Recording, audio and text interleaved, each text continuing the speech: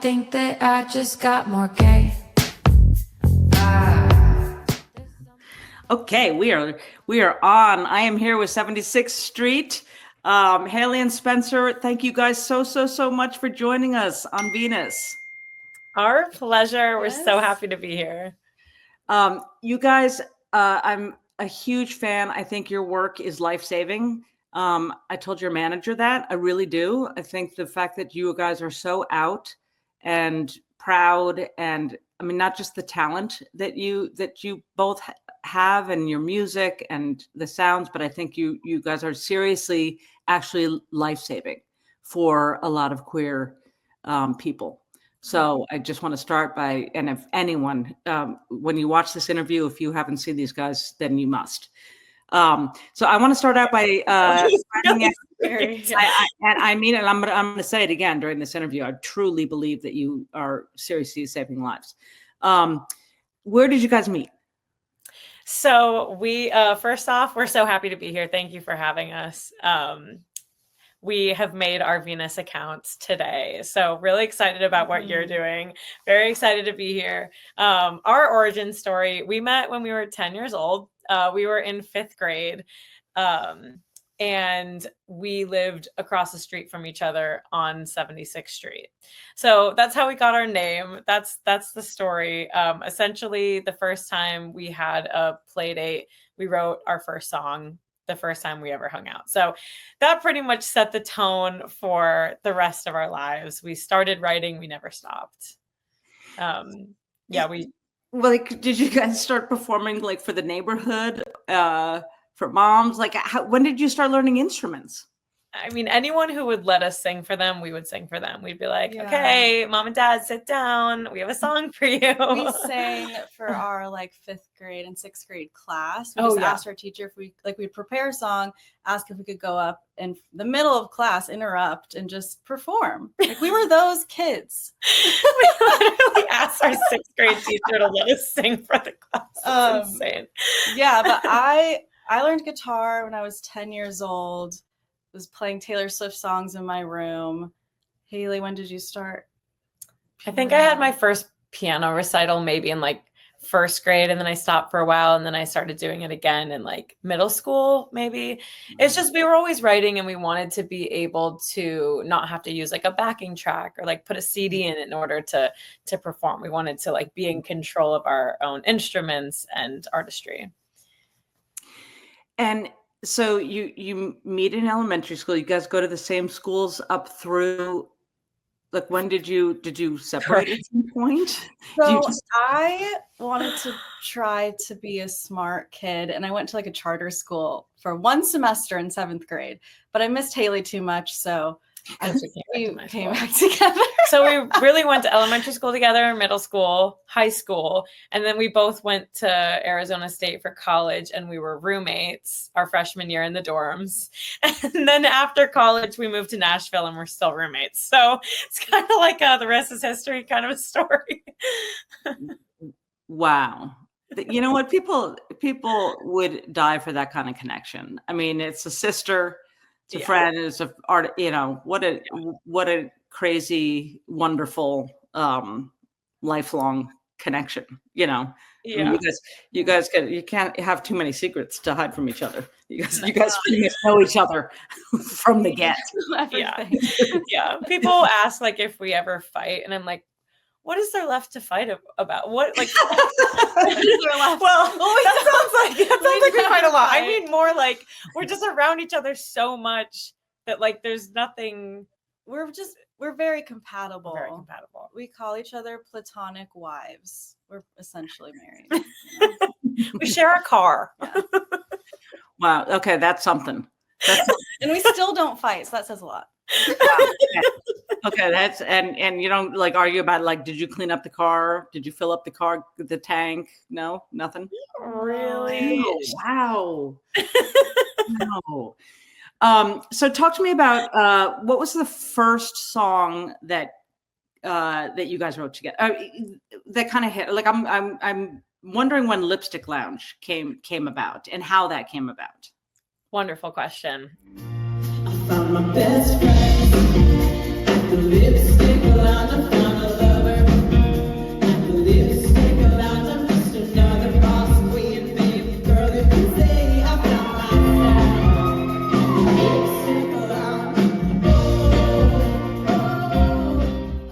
So once we moved to Nashville, when we were about 25, so a couple of years ago. And in our first year here, we stumbled upon this sanctuary-esque bar that was the Lipstick Lounge. And as much as we thought moving to Nashville was going to be about our musical journey, it was actually more about our queer journey, which in turn was our musical journey. Like, we just started, our songs were inherently queer before we got to Nashville, but it was once we got here and like just being surrounded by this community that we didn't necessarily have when we were living in Arizona. But here, specifically East Nashville, it's a very like liberal, progressive, queer little town outside the city.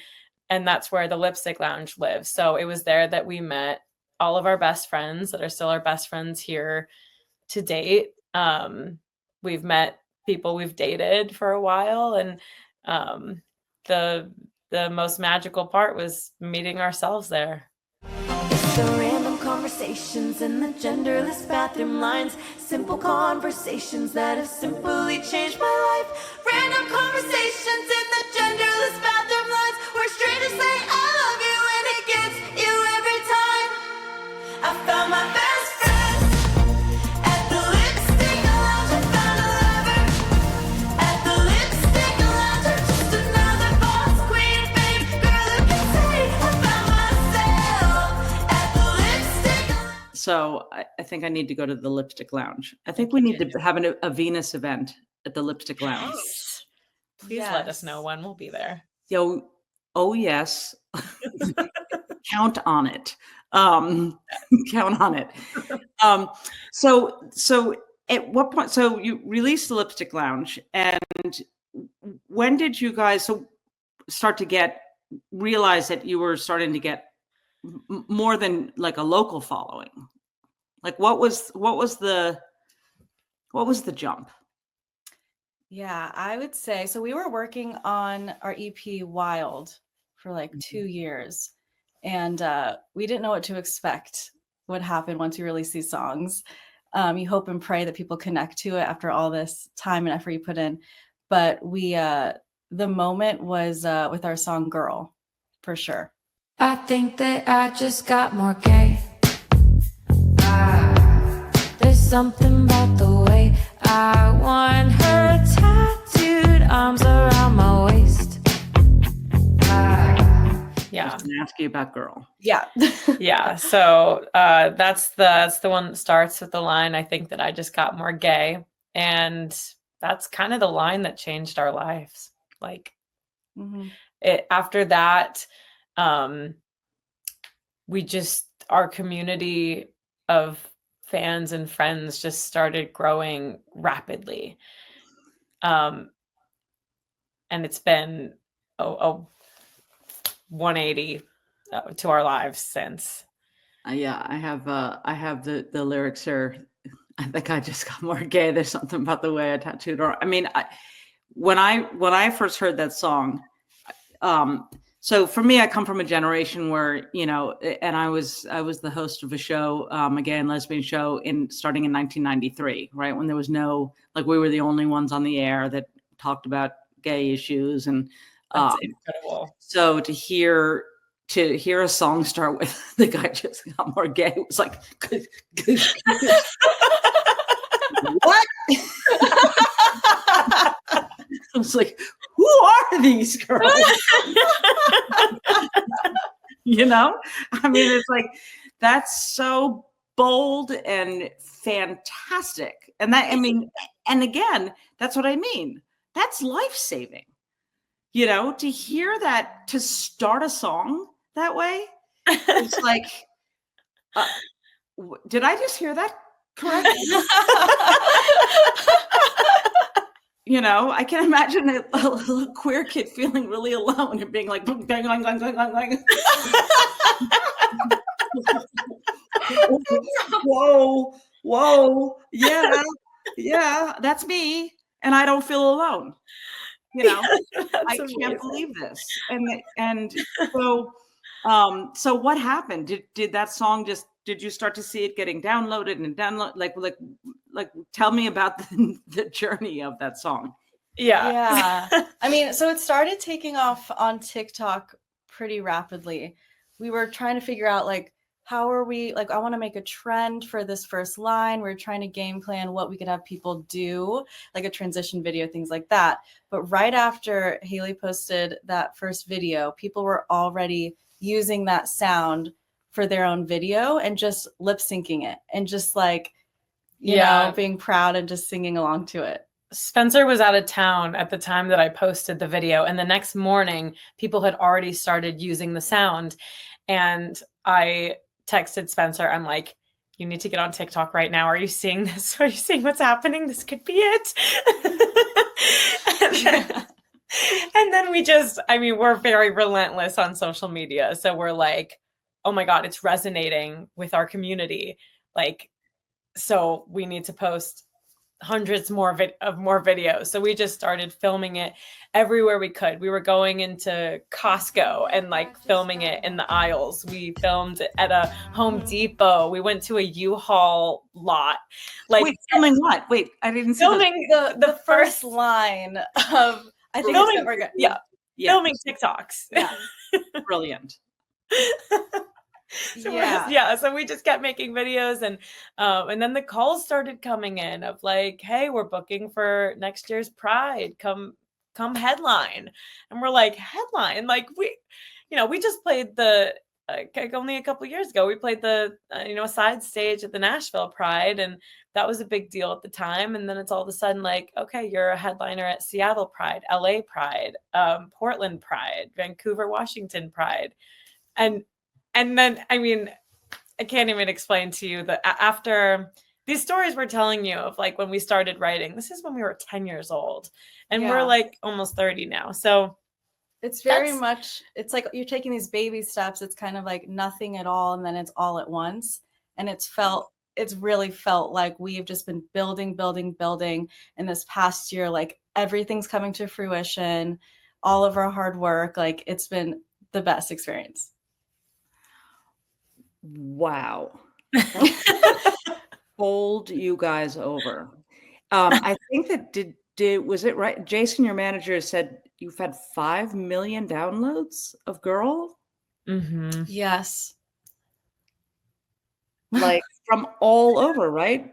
Yeah. All over the world. All over the world. Like within our top cities, like our top 5, you have Australia, London, the UK, the like Pacific Northwest area of the US. Like there's like just these different pockets that are international, and we haven't had the opportunity yet to, go out there and play shows there, but that is something that we are so excited about. That's always been the goal, is that we love to perform.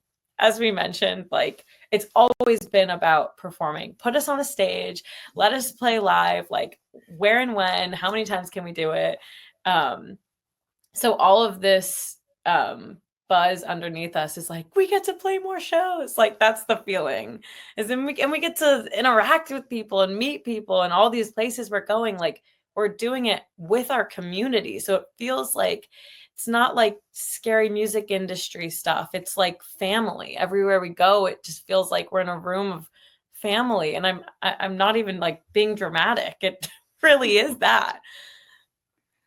You're making me realize on the 18th, maybe we'll shift your interview time. I'm doing the launch at Stonewall, the bar. So that's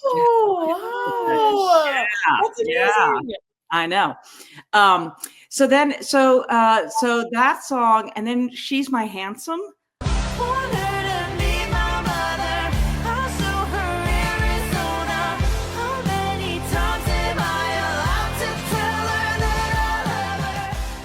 That's another song that must have taken off too, right? I mean, was that next? Like, well, what came after Girl? Like, how do you top Girl? Like, you're probably like, what do we release next? I know.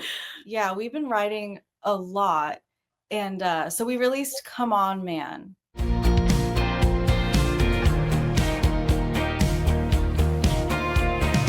Oh, so than just my friend. No, sir, that girl's my everything.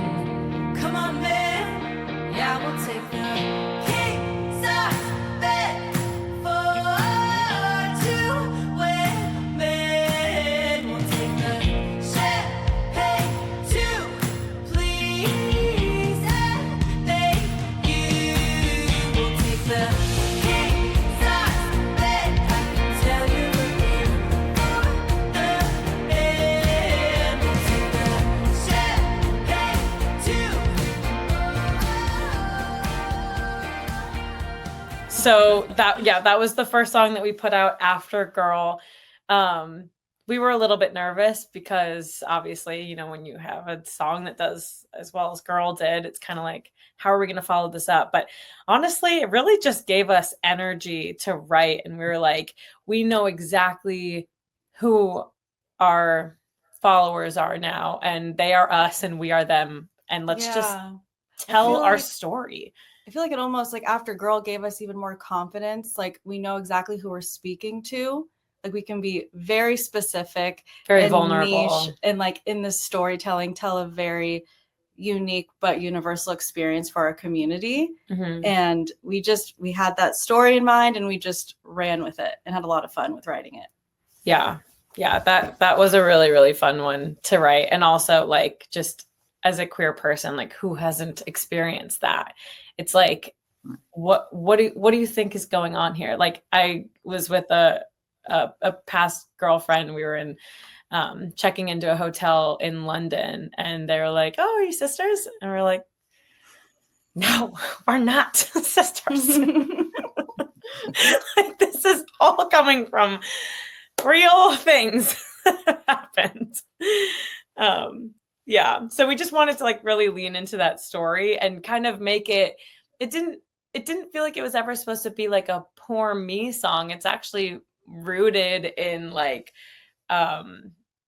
It's rooted in power. Like we're coming at it. thank you. It's kind of comedic. It's Lighthearted. It's lighthearted, but it's also very confident, and you're saying defiant. yes. Yeah. So it's kind of like we finish each other's sentences. I love Come On Man because I love that combination of like we're humorous, we're lighthearted, but we also mean exactly what we're saying, and we're standing up for ourselves and our relationship. Yeah. And it's putting it back on them. Like, come on, man. Yeah, Exactly. Yeah, we're not the problem. we're not the problem. And we're also, you know, there's a way in which, and it's one of the reasons why we started Venus is because, you know, often as women and as queer women, we are made invisible, right? It's like they just can't see us. And it's like, and you can absolutely walk up to a counter clearly holding your girlfriend's hand.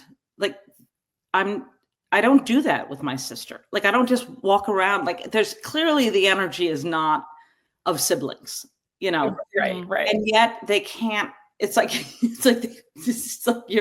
I can't see that in you, you know? And so I just thought that song just resonated so much with me, and I'm sure with so many other people where it's just this like, and that you put it back on. Come on, man. Yeah. Yeah, it's also been really fun.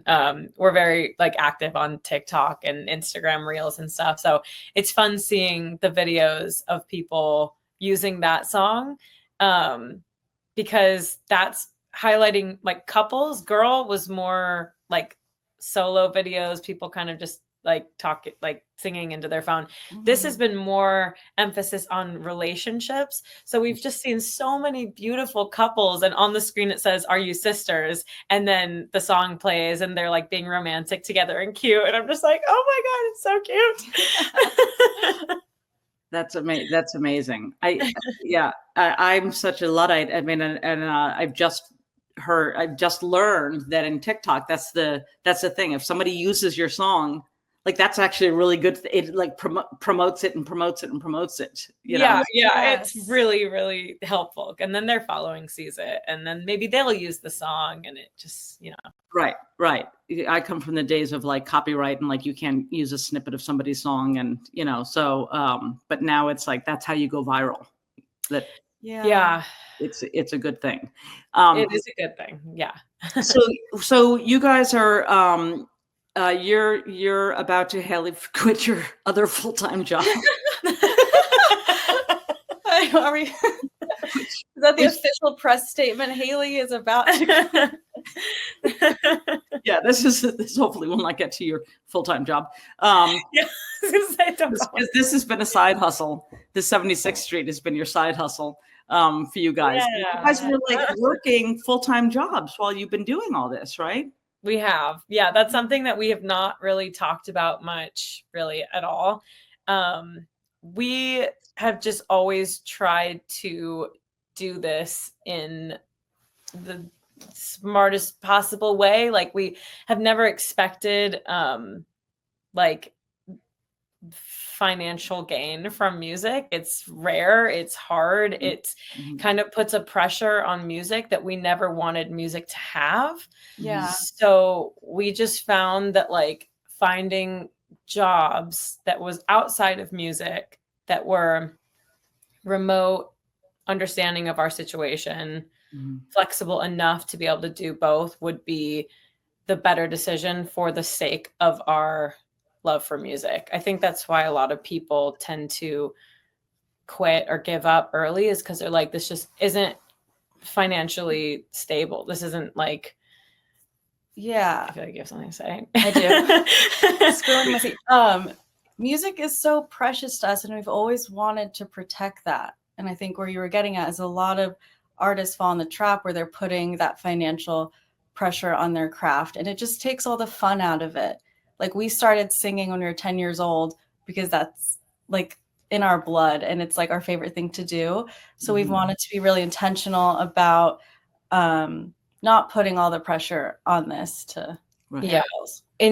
Until it is that we're able to like do this with our own music. So what happens a lot with musicians is that you want to be a full-time musician and you need to make money from it. So you end up gigging, doing cover gigs. We used to play at hotels, bars, corporate events. Like, they'd put us in the corner of anywhere and everywhere. And that's how we were making money for a couple of years after college. And we were like, this is just kind of killing our love and our like lust for performing because it's excessive. And we were associating singing and our microphones and our instruments with working. And it's not. This is not work. This is like the joy of our lives. Yeah. So you guys you just kept the steady paycheck and something else as work, and maintain the love until you could tell the love your music Exactly. Same. Exactly. Yes. And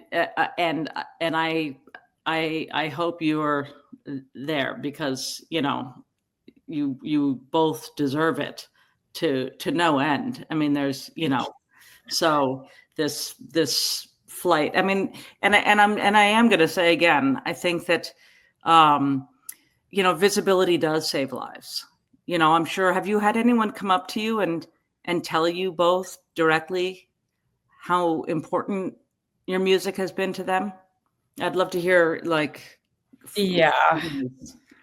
that's been just the most beautiful part of this whole thing, is that the compliments are, I mean, people will talk to us as if we've been friends and connected for years and years and years. Like, it's less of like, oh, cool song, that was a good vibe, and more of like, you affected my life.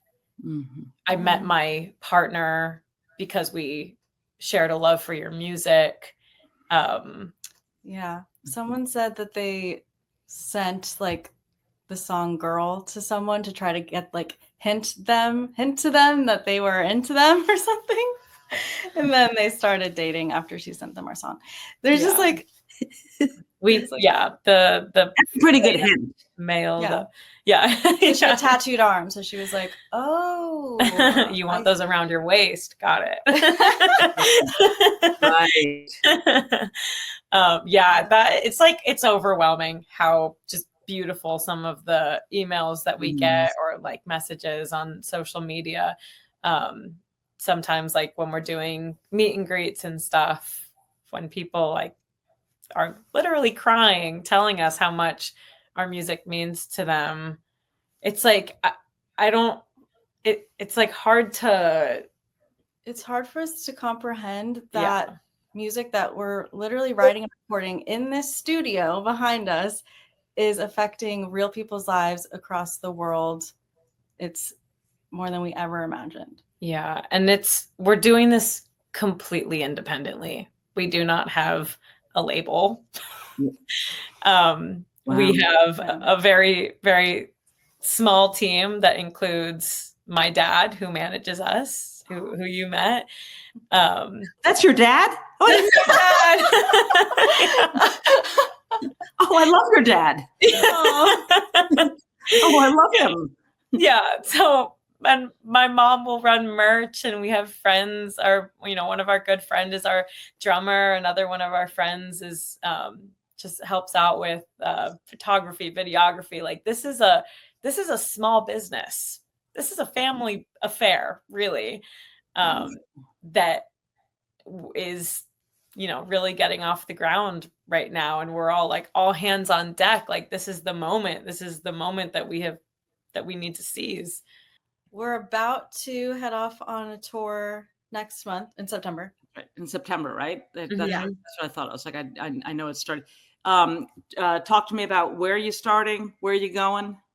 Yeah. So we're starting in DC. We're starting with an event called Sister Space. And then we do Richmond, Virginia. And then Charlotte, North Carolina, St. Louis, Houston, and Dallas. I mean, I'm going to see you again on the 18th, both of you, when you will be on tour. You're going to be in one of those places. Yeah. on the 18th, which is our official launch. But I'm curious, when you heard about Venus, like what you said it's so great. What was it about that you were like, oh, that's great? I'm curious because we're a community app, so I'm curious, like what struck you that you like? Yeah, well, exactly that community. Like, I feel like queer people show up. Like, if we hear that there is a sapphic event in town, I'm like, we're going. I don't even care if we're the only people there. I want to be there. Like, I think queer people just want to support queer things in general, but also we are just constantly looking for that community. Most oftentimes we are the only queer person in a room. When I'm like at my job, I'm the only queer person in the room. Like we all have spaces that we go to that we feel alone. So we're always looking for those spaces, whether it's a gay bar or an app, it doesn't matter. I feel like we just want to feel like we're not alone, like our community is around. And also, I don't know, there's just something easy about making friends in the queer space. And I think that it's just a no-brainer that if you join an app like Venus, you will make friends. It's like guaranteed. You will build connections. And I just think that that's really exciting. So from the sapphic community to you, we're all grateful that you're creating another space for us. Well, now you're gonna make me cry. I really mean that though. Like, all the leaders of our community are just such inspirations to us. That goes for, the owners of the Lipstick Lounge. Like they know what they created, but do they know what they created? I don't know. I don't know if you could ever really understand what that place has done for us. And I think that Venus is going to do the same thing. Boom. Thank you. Thank you guys so much. I just, I mean, I cannot wait to, you guys are skyrocketing, and we are, you know, skyrocket to Venus. We are just watching, and I'm cheering you guys on, and we are so honored to have you as new members of Venus. Yeah. So thrilled. I will be personally welcoming you in a chat. Oh, yay. As I do all new members. And I just want to thank you guys so much for taking the time with me today. And I'm again, I cannot tell you just how impressed I am by your music, and the two of you, and your generosity and your spirit and your humor and your kindness, and everything flows through in your music. Oh. So for all the young and old lesbians and queer folk out there, we thank you. So Well, thank you so much. That means so much to us.